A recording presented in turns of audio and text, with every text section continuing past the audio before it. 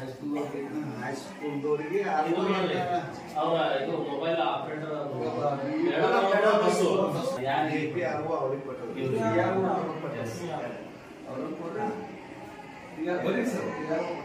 Result ಅನ್ನು ಕೂಡ ಏನಪ್ಪಾ ಅಂದ್ರೆ ಬಹಳಷ್ಟು ವರ್ಕ್. ಈಗ ಈ ಚುನಾವಣೆ ಮಾಡೋದ್ರಿಂದ ಪ್ರತಿಯೊಂದು ಶಾಲೆಗಳಲ್ಲಿ ಇದನ್ನ ಹೋದ್ಸಲ ನಾವು ಮಾಡಬೇಕಾಗಿತ್ತು. BO ಆಫೀಸ್ ಮೀಟಿಂಗ್ ಆದಾಗ ಕೂಡ ಏನ್ ಹೇಳ್ತಾರಂದ್ರ ಈ ಸಮಾಜ ವಿಜ್ಞಾನ ಶಿಕ್ಷಕರಿಗೆ ಅವರಿಗೆ ಈ ಜವಾಬ್ದಾರಿಯನ್ನು ಕೊಟ್ಟು ಚುನಾವಣೆ ಆದಷ್ಟು ಬೇಗನೆ ಈ ಒಂದು ಕ್ರಿಯೆ ಮುಗಿಸ್ಬೇಕಂತ ಹೇಳಿ ಅವರೆಲ್ಲ ಅಲ್ಲೇನು ಕೂಡ ಮಾಡ್ಯಾರ. ನಮ್ಗೆ ನೋಟಿಸು ಕೂಡ ಬಂದಾವ ಕೆಲವೊಂದು ಗಮನಕ್ಕೆ ತಂದಾರ. ನನ್ನ ಹೆಸರು ತಾನಾಜಿ ಬಾಬು ಕರಡೆ ಅಂತ. ನಾನು ಈ ಶಾಲೆಯಲ್ಲಿ ಶಾಲಾ ಸಂಸತ್ತು ಚುನಾವಣೆಯಲ್ಲಿ ಪ್ರಧಾನಮಂತ್ರಿ ಆಗಬೇಕೆಂದು ಬಯಸುತ್ತಿದ್ದೇನೆ. ಪ್ರಧಾನಮಂತ್ರಿ ಆದ ಮೇಲೆ ಇದು ಶಾಲೆಯ ಅಭಿವೃದ್ಧಿಗೋಸ್ಕರ ನಮ್ಮ ಶಿಕ್ಷಕರು ಹೇಳಿದಂತೆ ನಮ್ಮ ಶಿಕ್ಷಕರ ಬೆಂಬಲದಿಂದ ಮತ್ತು ತಮ್ಮೆಲ್ಲರ ಸ್ನೇಹಿತರ ಬೆಂಬಲದಿಂದ ಪ್ರತಿಯೊಂದು ಕಾರ್ಯವನ್ನು ಸರಿಯಾಗಿ ನಿರ್ವಹಿಸಿಕೊಡ್ತೀನಿ ಎಂದು ತಮ್ಮಲ್ಲಿ ಕೇಳ್ತೀನಿ.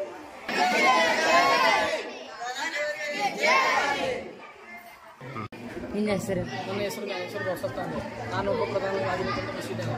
ನಾನು ಉಪಪ್ರಧಾನಮಂತ್ರಿ ಆಗಿದ್ದರೆ ಪ್ರಧಾನಮಂತ್ರಿ ನಿಂತ ಸ್ಥಾನದಲ್ಲಿ ನಾನು ಅವರು ಇಲ್ಲದಾಗ ಎಲ್ಲ ವ್ಯವಸ್ಥೆ ಮಾಡುತ್ತೇನೆ ಎಂದು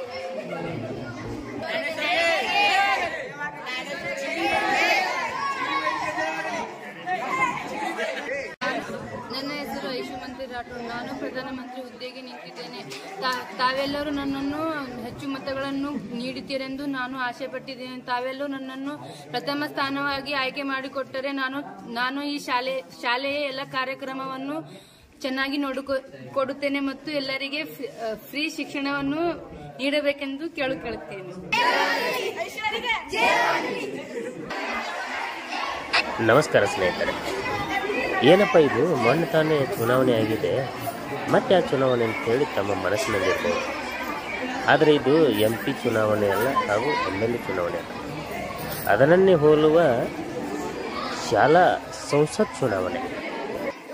ವಿಜಯಪುರ ತಾಲೂಕಿನ ಗುರುಣಾಪುರ ಗ್ರಾಮದ ಇಂಡೋ ಜಪಾನ್ ಫ್ರೆಂಡ್ಶಿಪ್ ಅಕಾಡೆಮಿ ಕಾಸ್ಮೋನಿಕೇತನ ಹೈಸ್ಕೂಲ್ನ ಒಂದು ಶಾಲಾ ಸಂಸತ್ ಚುನಾವಣೆ ಪಾರದರ್ಶಕವಾಗಿ ನಡೆಯಬೇಕು ಎಂದು ವಿವಿಪ್ಯಾಟನ್ನು ಬಳಸಿ ಚುನಾವಣೆಯನ್ನು ನಡೆಸುತ್ತಿದ್ದಾರೆ. ಇಲ್ಲಿ ಶಾಲಾ ಸಿಬ್ಬಂದಿಗಳು ಕರ್ತವ್ಯ ಚುನಾವಣಾ ಅಧಿಕಾರಿಗಳಾಗಿ ಕಾರ್ಯನಿರ್ವಹಿಸ್ತಾ ಇದ್ದಾರೆ. ಮಕ್ಕಳು ಶಾಲಾ ಸರದಿಯಲ್ಲಿ ನಿಂತುಕೊಂಡು ಚುನಾವಣೆಗೆ ತಮ್ಮ ಹಕ್ಕನ್ನು ಚಲಾಯಿಸಬೇಕಂತೇಳಿ ಸರತಿ ಸಾಲಿನಲ್ಲಿ ನಿಂತಿದ್ದಾರೆ. ಪೊಲೀಸರು ಅವರನ್ನು ನಿಲ್ಲಿಸ್ತಾ ಇದ್ದಾರೆ. ಇಲ್ಲಿ ಇನ್ನೊಂದು ವಿಶೇಷ ಅಂತಂದರೆ ಶಾಲಾ ಸಿಬ್ಬಂದಿಗಳ ಸಹಕಾರದೊಂದಿಗೆ ನ್ಯೂಸ್ನ ಒಂದು ಪಾರದರ್ಶಕ ಯಾವ ರೀತಿ ಇರುತ್ತೆ ಅದನ್ನು ಇಲ್ಲಿ ತೋರಿಸುವಂಥ ಪ್ರಯತ್ನ ಮಾಡಿದ್ದೇನೆ. ಚುನಾವಣೆ ಇರೋ ಕಾರಣಾಂತರಗಳಿಂದ ಇಲ್ಲಿ ನೀವೆಲ್ಲರೂ ನೋಡ್ತಿರ್ಬೋದು, ಎಲ್ಲ ಮಕ್ಕಳು ಎಷ್ಟು ಗದ್ದಲ ಮಾಡ್ತಾ ಇದ್ದಾರೆ, ಯಾಕೆ ಉದ್ಯೋಗಿದ್ದಾರೆ ಅದರಿಂದ ಅವರು ಆಧಾರ್ ಕಾರ್ಡ್ಗಳನ್ನು ತಗೊಂಡಿದ್ದಾರೆ.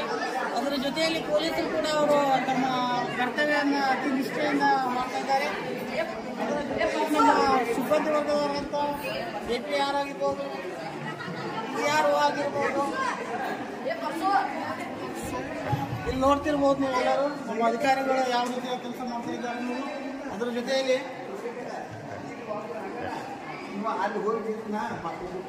ಇಲ್ಲಿ ನೋಡ್ರಿ ಎಲ್ಲರೂ ಅಧಿಕಾರಿಗಳು ಯಾವ ರೀತಿಯಾಗಿ ಅವರ ಕರ್ತವ್ಯದಲ್ಲಿ ತೊಡಗಿದ್ದಾರೆ ಅನ್ನೋದು.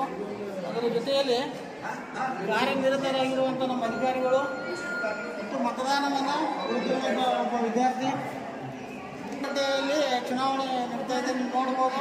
ಟೆಕ್ನಿಷಿಯನ್ ಆದಂಥ ಮೇಡಮ್ ಅವರು ಕೂಡ ಅವ್ರ ಕಾರ್ಯದಲ್ಲಿ ತೊಡಗಿದ್ದಾರೆ. ಅದರ ಜೊತೆಯಲ್ಲಿ ಮತದಾನ ಕಟ್ಟಿ 2ರಲ್ಲಿ ಬಸವರಾಜ್ ಸರ್ ಅವರು ತಮ್ಮ ಕರ್ತವ್ಯದಲ್ಲಿ ನಿರತರಾಗಿದ್ದಾರೆ. ಗೊತ್ತಿರ್ಬೋದು ನೀವು ಎಲ್ಲರೂ ಇಲ್ಲಿ EVM ಮತಕೇಂದ್ರ ಯಾವ ರೀತಿಯಾಗಿ ನಡೀತಾ ಇದೆ ಅನ್ನೋದು. ಅದರ ಜೊತೆಯಲ್ಲಿ ನಮ್ಮ ಅಧಿಕಾರಿಗಳು ಕೂಡ ಅಷ್ಟೇ ಶ್ರದ್ಧೆಯಿಂದ ಅವರ ಕಾರ್ಯವನ್ನು ನಿರತರಾಗಿದ್ದಾರೆ. ಅದರ ಜೊತೆಯಲ್ಲಿ ಪೋಲ್ ಏಜೆಂಟ್ ಆಗಿ ನಮ್ಮ ವಿದ್ಯಾರ್ಥಿಗಳು ತಮ್ಮ ಕಾರ್ಯದಲ್ಲಿ ತೊಡಗಿರುವುದನ್ನು ನೀವು ಗಮನಿಸುತ್ತಿರಬಹುದು. ಅದರ ಜೊತೆಯಲ್ಲಿ 10ನೇ ವರ್ಗದವರು, 8ನೇ ವರ್ಗ ಮತ್ತು 9ನೇ ವರ್ಗದವರು ಪೋಲ್ ಏಜೆಂಟ್ ಆಗಿ ಅವರ ಕರ್ತವ್ಯದಲ್ಲಿ ಅವರು ಕೂಡ ತೊಡಗಿದ್ದಾರೆ. ನೋಡ್ರಿ, ಪ್ರಜಾಪ್ರಭುತ್ವದ ಮಾದರಿಯ ಚುನಾವಣೆಯನ್ನು ನಮ್ಮ ಶಾಲೆಯಲ್ಲಿ ನಡೆಸಬೇಕು ಅನ್ನುವಂಥ ಉದ್ದೇಶದಿಂದ ಈ 2024ನೇ ಸಾಲಿನೊಳಗೆ ಶಾಲಾ ಸಂಸತ್ ಚುನಾವಣೆಯನ್ನು ಇವತ್ತು ನಾವು ನಡೆಸ್ತಾ ಇದ್ದೀವಿ. ಆ ಚುನಾವಣೆಯ ನಿಮಿತ್ತವಾಗಿ ನಾನು IC ಪಟ್ಟಣ ಶೆಟ್ಟಿ ಅಂತ ಕನ್ನಡ ಶಿಕ್ಷಕರು PR ಆಗಿ ಇವತ್ತು ಕಾರ್ಯನಿರ್ವಹಿಸ್ತಾ ಇದ್ದೀವಿ. ಭಾಳಷ್ಟು ವ್ಯವಸ್ಥಿತವಾಗಿ ನಮ್ಮ ಎಲ್ಲ ಸಿಬ್ಬಂದಿ ಮತ್ತು ಮೊಬೈಲ್ ಆಪ್ರೇಟರ್ ಎಲ್ಲರೂ ಕೂಡ ಭಾಳ ವ್ಯವಸ್ಥಿತವಾಗಿ ಕಾರ್ಯನಿರ್ವಹಿಸ್ತಾ ಇದ್ದಾರೆ. ಪ್ರಜಾಪ್ರಭುತ್ವದಲ್ಲಿ ಚುನಾವಣೆಯ ಒಂದು ಮಾದರಿ ಯಾವ ರೀತಿ ಐತಿ ಅನ್ನೋದನ್ನು ಮಕ್ಕಳಿಗೆ ಮನವರಿಕೆ ಮಾಡಿಕೊಡಬೇಕು. ಅದನ್ನು ಕೇವಲ ನಾವು ಥಿಯರಿ ಅಷ್ಟೇ ಅಲ್ಲ, ಪ್ರಾಕ್ಟಿಕಲ್ ರೂಪದಲ್ಲಿ ಮಾಡಬೇಕು ಅನ್ನೋಂಥ ಉದ್ದೇಶದಿಂದ ಇವತ್ತು ನಾವು ಇಡೀ ದಿವಸನ ಚುನಾವಣೆ ದಿವಸ ಅಂತ ಮಾಡ್ಕೊಂಡಿದ್ದೀವಿ.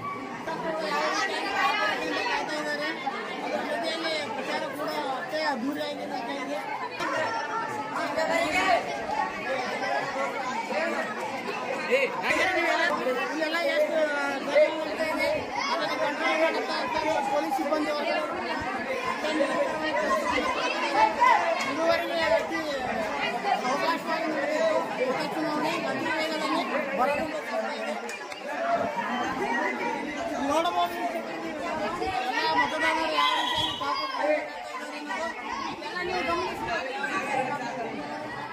ಸ್ವಲ್ಪ ಪೊಲೀಸ್ ಸಿಬ್ಬಂದಿಯವರು ಕೂಡ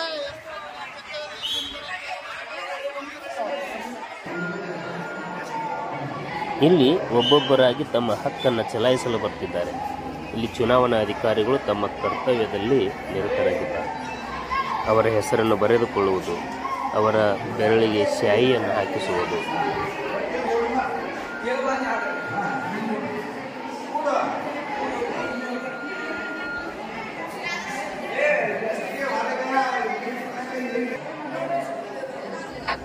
ಇಲ್ಲಿ ಪ್ರಧಾನಮಂತ್ರಿ ವ್ಯಕ್ತಿ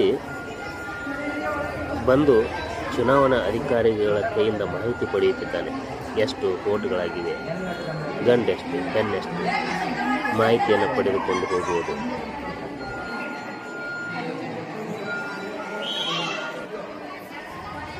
VVPATಗಳನ್ನು ವೀಕ್ಷಣೆ ಮಾಡ್ತಾ ಇರ್ತಕ್ಕಂಥದ್ದು. ತಮ್ಮ ಬೆಂಬಲಿಗರ ಜೊತೆಯಲ್ಲಿ ಬಂದು ಮತದಾನ ಯಾವ ರೀತಿ ನಡೀತಾ ಇದೆ ಅಂತೇಳಿ ನೋಡಿಕೊಂಡು ಹೋಗೋದು ಮಾಡ್ತಾ ಇದ್ದಾರೆ.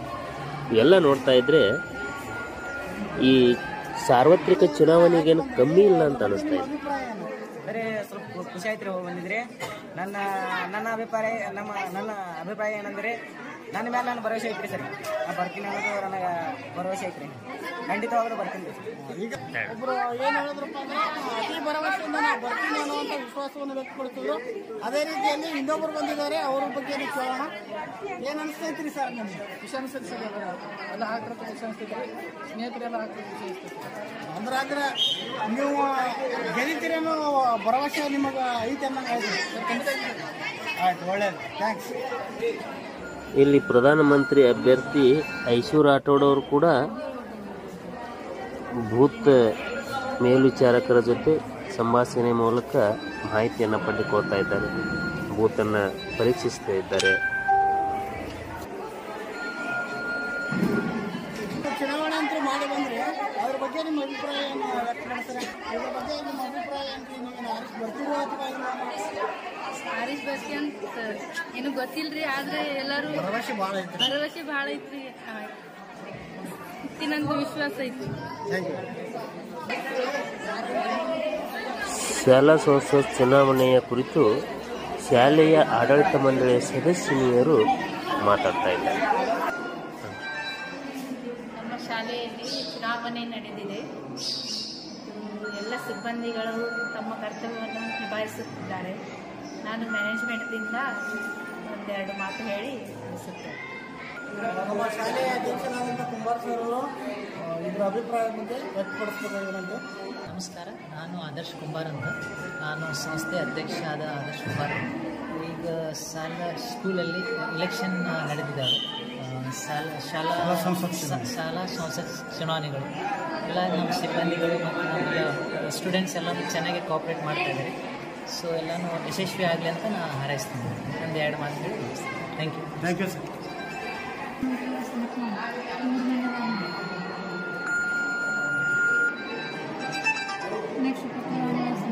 ಮತದಾರರು EVM ಮುಖಾಂತರ ಮತವನ್ನು ಚಲಾಯಿಸ್ತಾ ಇದ್ದಾರೆ ನೋಡಿ.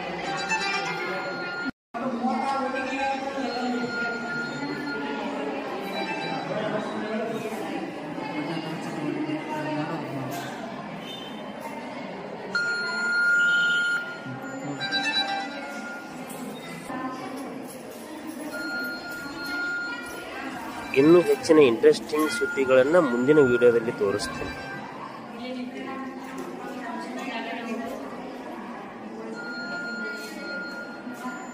ಪ್ರಧಾನಮಂತ್ರಿ ಹುದ್ದೆಗಾಗಿ ಸಿಕ್ಕಂತ ಐಶ್ವರ್ಯ ರಾಠೋಡ್ ಅವರು ಸಾಲಿನಲ್ಲಿ ನಿಂತು ಅವರು ಮತದಾನವನ್ನು ಚಲಾಯಿಸಿದ್ದಾರೆ. ಅವರ ಅಭಿಪ್ರಾಯ ಏನನ್ನೋದನ್ನು ಕೇಳೋಣ. ನಾನು ಒಬ್ಬ ಸಾಮಾನ್ಯ ಪ್ರಜೆ, ನಾನು ಸಾಮಾನ್ಯ ಪ್ರಜೆಯೊಳಗೆ ಬರಬೇಕು ಹಾಗೆ ನಾನು thank you madam, thank you. ಉಪ ಪ್ರಧಾನಿ ಮಂತ್ರಿ ಹುದ್ದೆಗಾಗಿ ಸರದಿ ಸಾಲಿನಲ್ಲಿ ನಿಂತಿದ್ದಾರೆ. ಅವರ ಅಭಿಪ್ರಾಯವನ್ನು ಕೇಳೋಣ. ನಾನು ವೈಷ್ಣವಿ ಎಂಬಸ್, ನಾನು 8ನೇ ಕ್ಲಾಸಲ್ಲಿ ಅಭ್ಯಾಸ ಮಾಡುತ್ತಿದ್ದೇನೆ. ನಾನು ಉಪ ಪ್ರಧಾನಮಂತ್ರಿಯಾಗಿ ನಿಂತಿದ್ದೇನೆ. ನೀವು ಜನತೆ ಎಲ್ಲರಂಗ ನೀವು ಸಾಲ ನಿಂತಿರಲ್ರಿ, ಇದು ನಿಮ್ಮ ಅಭಿಪ್ರಾಯ ಏನು ಹೇಳ್ರಿ? ನಾನು ಸಾಮಾನ್ಯ ಪ್ರಜೆಯಾಗಿ ಅದರ ಸಲುವಾಗಿ ಸಾಲ. Thank you madam.